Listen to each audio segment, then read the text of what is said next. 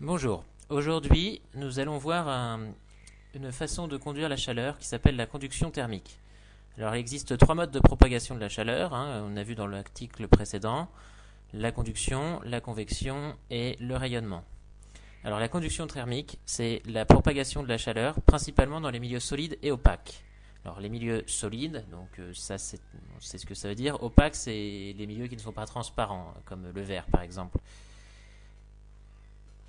Alors une petite définition Wikipédia pour commencer. Donc la conduction thermique, c'est un mode de transfert thermique qui est provoqué par une différence de température entre deux régions d'un même milieu ou entre deux milieux en contact. Et là c'est ce qui est important dans la conduction, se réalisant sans déplacement global de matière. Par opposition à la convection qui est un autre transfert thermique qui lui se réalise avec un déplacement global de matière. Voilà. Donc elle peut s'interpréter comme la transmission de proche en proche de l'agitation thermique. Donc un atome ou une molécule cède une partie de son énergie cinétique à son atome voisin. Donc ça c'est une définition un petit peu plus poussée en termes physiques. Alors qu'est-ce que ça veut dire? Comment ça se passe? Alors une petite expérience simple pour se rendre compte de la conduction. Donc on prend un objet métallique, par exemple une pièce, on chauffe une extrémité et on tient par l'autre bout. Qu'est-ce qui se passe? Rapidement on va se brûler les doigts. Donc là, on voit que nous, on n'est pas en contact avec la source de chaleur, et donc c'est la pièce qui va venir nous brûler les doigts par conduction thermique. Voilà, donc c'est ce phénomène-là qui est décrit dans la conduction thermique. Alors, que nous dit la physique? Donc la loi de Fourier nous décrit le phénomène. Alors la loi de Fourier, ça va vous paraître un peu barbare, donc elle nous dit que le flux thermique est égal à la conductivité du matériau multiplié par le gradient de température. Alors ça, c'est très barbare. Alors en français, qu'est-ce que ça veut dire? Ça veut dire que quand il y a une différence de température dans un milieu, il y a un flux thermique. Donc un flux, c'est comme un écoulement qui va apparaître. Il sera d'autant plus important que la différence de température sera grande et que le milieu sera conducteur. Donc si on veut faire une petite analogie, par exemple avec de la tuyauterie et de l'eau qui circule dans les tuyaux, on pourra dire que le flux thermique, ça va être le débit d'eau. La conductivité thermique, ça va être la taille du tuyau. Et la température, ça va être la différence de température, ça va être la pente du tuyau.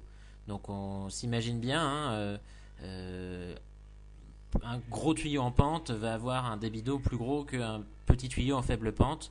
Donc avec la température, c'est un peu pareil. S'il y a une forte différence de température et que le milieu est conducteur, il va y avoir un écoulement thermique plus important. Donc dans les faits, il y a donc une influence de la température. Donc pour un même matériau, si on chauffe très fort d'un côté, la température montera plus vite de l'autre côté que si on chauffe moins fort. Et l'influence du matériau, la température se propagera moins vite dans un matériau isolant. Par exemple, dans du polystyrène, on n'est pas prêt de se brûler les doigts, alors qu'avec une pièce de monnaie, on va se brûler les doigts très vite. Alors je vous présenterai dans la deuxième vidéo une petite expérience pour voir un petit peu comment ça se passe dans les faits, et puis une expérience qui est faisable de reproduire assez facilement. Alors, voyons voir maintenant quels sont les matériaux isolants et les matériaux conducteurs.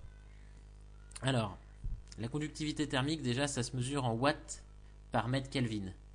Alors, c'est un petit peu barbare, donc les watts, c'est une unité de puissance. Et les mètres, c'est une unité de mesure. Et les Kelvin, c'est des degrés, en fait. C'est la façon de parler des degrés, de la température en degrés en physique. Alors donc on a des matériaux qui sont très conducteurs, comme les métaux. Ensuite va venir toute une échelle de matériaux petit à petit, donc les pierres naturelles, le béton armé, les verres, les briques, les bois, et enfin les matériaux qu'on appelle les isolants, donc comme laine de verre, liège, polyuréthane, polystyrène, etc. Donc on voit qu'entre des matériaux tels que le polyuréthane et le cuivre, il y a un facteur 100 000. Donc il y a quand même une très très forte différence entre les différents matériaux. Alors, maintenant on va se demander quel est l'intérêt pour notre logement de connaître tout ça.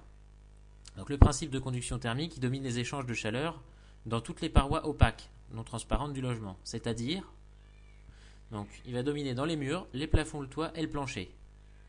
Alors, il est aussi présent dans les échanges dans les huisseries, mais les huisseries qui sont transparentes comme les fenêtres, il y a aussi une